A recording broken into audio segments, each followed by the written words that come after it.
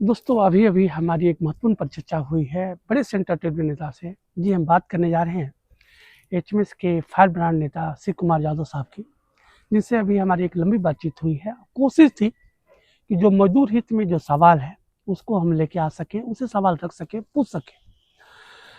आज कोल इंडिया की कई महत्वपूर्ण सब्सिडरी प्रभावित है, जहाँ पे कोयला कामगारों को सही समय पे वेतन नहीं मिल पा रहा है। तमाम तरह की जो बेनिफिशियरी स्कीम है वो प्रभावित है और इसके कई कारण हैं। ज्योग्राफिक स्ट्रक्चर है, तमाम तरह के सवाल हैं जिस पे फोकस किया है शिव कुमार यादव साहब ने। आप सभी जानते हैं कि शिव कुमार यादव साहब कोल इंडिया के जो सबसे बड़ा फोरम है जेबीसीसीआई, उसके मेंबर हैं, एचपीसी के प्रतिनिधित्व करते हैं और कोयला कामगार के हित में उनका जो नाम आता है प्रमुखता से आता है। जिस तरह से वो कोयला कामगारों के सवालों को लेकर जूझते रहते हैं, लड़ते रहते हैं, भिड़ते रहते हैं और उनके हक अधिकार को लेकर हमेशा वो एग्रेसिव रहते हैं। दोस्तों सवाल महत्वपूर्ण रूप से क्या है कि जो बातें हुई हैं उसको समझने की दरकार है कि आज संगठित क्षेत्र के जो मजदूर हैं, असंगठित क्षेत्र के जो मजदूर हैं, जो बीच में जो खाई बढ़ती जा रही है, इसको समझना दोस्तों बहुत ज़रूरी है। एक तरफ कोल इंडिया में कहीं कोई वैकेंसी नहीं है, तमाम जो कोयला खदानें हैं आउटसोर्स की जा रही हैं, जिसमें एनटीपीसी है, तमाम जो पावर सेक्टर की जो बड़ी कंपनियां हैं, आज प्राइवेट से लेकर गवर्नमेंट तक की जो फर्म है वो तमाम आउटसोर्स के मार्फत जा रही है। और जिस तरह से कोल इंडिया कोयला को बेचती है, जो उनको सब्सिडाइज रेट में देती है बिजली लेने के दृष्टिकोण से, और उनको जो बिजली लेने की दरकार पड़ती है तो वो महंगा लेना पड़ता है। जिस तरह से कंज्यूमर को लेना पड़ता है, उस तरह कोल इंडिया को भी जो इलेक्ट्रिसिटी है, जो बिजली है, उसका रकम देना पड़ता है। कई सवाल पे आज फोकस किया है शिव कुमार यादव साहब ने, जो महत्वपूर्ण रूप से बातों को समझने की दरकार है। दोस्तों आज हम सब देख पा रहे हैं कि भारत सरकार 4 लेबर कोड लेके आई है। सरकार के अपने एक दावे हैं, अपने एक उनके विचार हैं कि यह जो 4 लेबर कोड है, जो 29 लेबर कोड था उसको डिजॉल्व करते हुए 4 नए लेबर कोड लाए गए हैं, जिसमें जो कोयला कामगार हैं, जो कोयला खदानों में जो काम करने वाले लोग हैं, उनके लिए सरकार का दावा है कि बहुत बेनिफिशियरी स्कीम है। लेकिन तमाम सवालों पे इतर जो शिव कुमार यादव साहब हैं, जो एचएमएस है, जो हिंद मजदूर सभा का प्रतिनिधित्व करते हैं कोल इंडिया में, उनके अपने तर्क। दोस्तों उनका कहना है कि जो 4 लेबर कोड भारत सरकार लेके आई है, सरकार के अपने एक दावे हैं, लेकिन इसके इतर जो हमारे 29 लेबर कोड थे जो अब तक प्रभावी थे, तमाम सवालों पे अगर देखा जाए तो उनके वेतनमान से लेके तमाम सवालों को इसमें इंट्रोड्यूस किया गया है, इसमें सम्मिलित किया गया है और उनके अधिकारों को देने के लेके हाई पावर कमेटी काम कर रही है। कई तरह के जो बड़े फैसले हैं वो कोल इंडिया स्तर पे इन मजदूरों के लिए लिए गए हैं।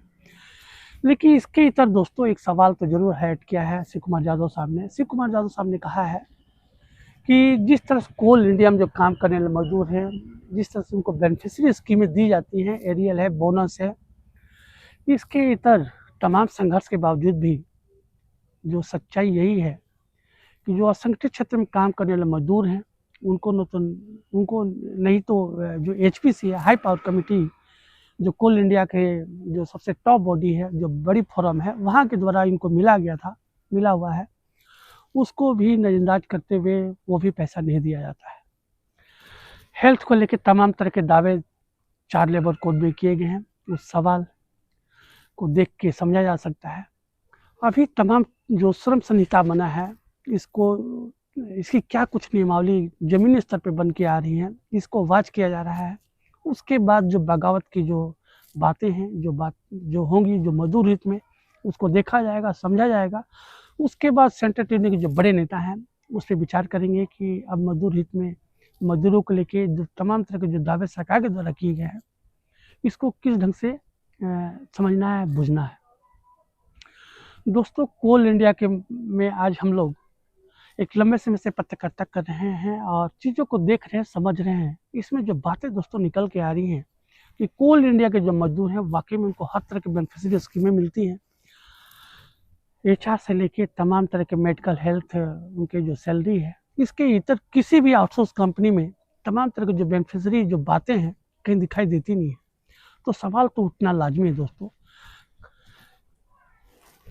इसके अपने बेनिफिट हैं और अफसोस के अपने सवाल हैं। तमाम सवालों पे बड़ी खुलकर चर्चा की है शिव कुमार यादव साहब ने, और हम ज़्यादा समय आप दोस्तों का नहीं लेंगे। हम चाहेंगे कि हमारे जो आज के गेस्ट रहे हैं शिव कुमार यादव साहब, उनको सुनने की दरकार है। आइए सुनते हैं शिव कुमार यादव साहब को, जो WCL से आते हैं, HMS का प्रतिनिधित्व करते हैं कोल इंडिया स्तर पे। क्या कुछ कहा है कंपनी की तमाम तरह के जो सब्सिडी जो घाटे में चल रही है, उसके पीछे कारण क्या है, तमाम सवालों को समझते हैं। और 4 जो लेबर कोड आए हैं, इसको लेके भी उनके अपने विचार आए जो साझा किया है, इसको भी सुनने की दरकार है। आइए सुनते हैं शिव कुमार यादव साहब को। धन्यवाद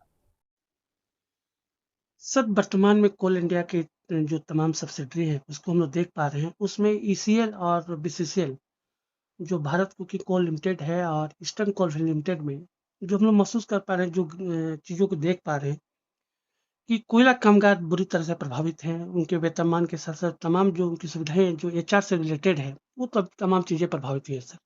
आप एक सीनियर ट्रेड यूनियन नेता हैं, और आपसे सर जानेंगे चीज़ों को आप कैसे देख रहे हैं और क्या कहेंगे सर? जी जी, पहले तो ओझा साहब आपका बहुत बहुत धन्यवाद, आपने मुझसे बात किया। सर और आज पूरे भारत में कोयला मजदूर अपने आप में चिंतित है सर कि सबका भविष्य खतरे में दिख रहा है और किसी को समझ में नहीं आ रहा है कि क्या निर्णय लिया जाए। सर क्योंकि आपने जैसे जो पूछा है दो चीजों में, जैसे दो कंपनी का आपने नाम लिया, लेकिन मैं बोलूंगा कि पूरे कोल इंडिया की सभी कंपनियों के हालात एक जैसे हैं।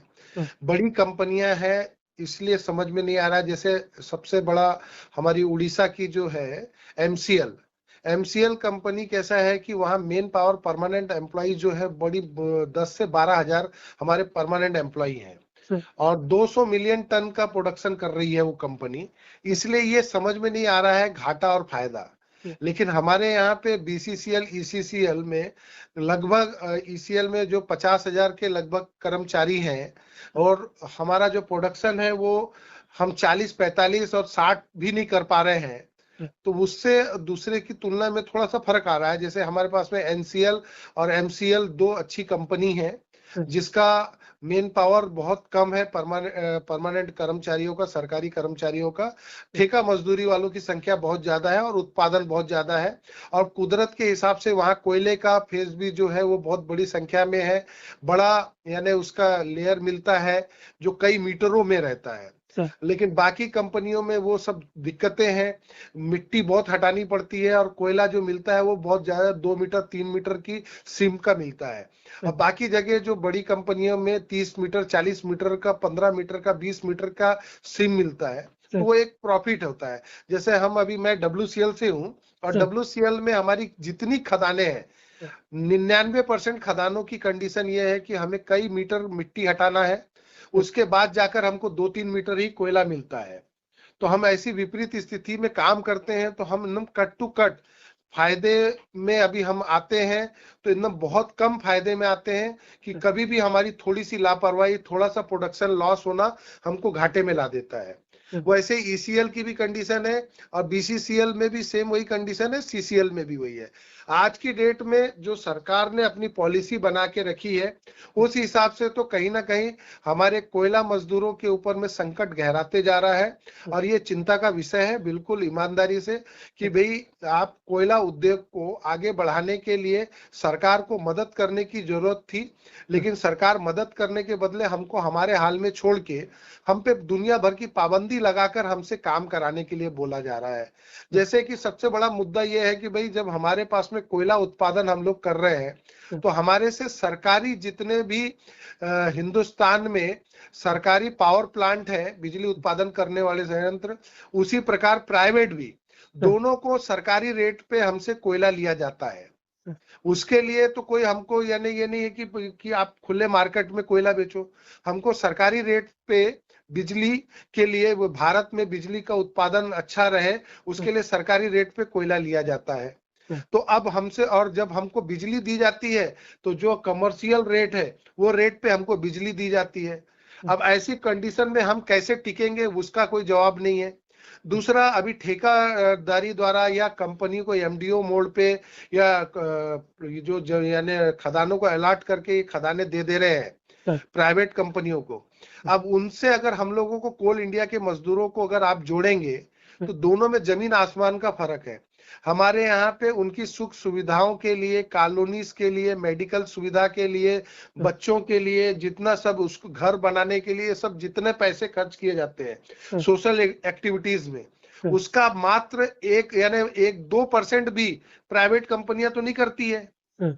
जो इतना पैसा हम हजारों करोड़ रुपया हमारा खर्च होता है वो तो प्राइवेट कंपनियां नहीं करती है। अब वो प्राइवेट कंपनियां जब नहीं करती हैं तो उनको तो प्रॉफिट दिखेगा, उनको परमानेंट वर्कर रखना नहीं है, वो ठेकेदारी में 2 साल 3 साल के लिए 1 साल के लिए रखते हैं।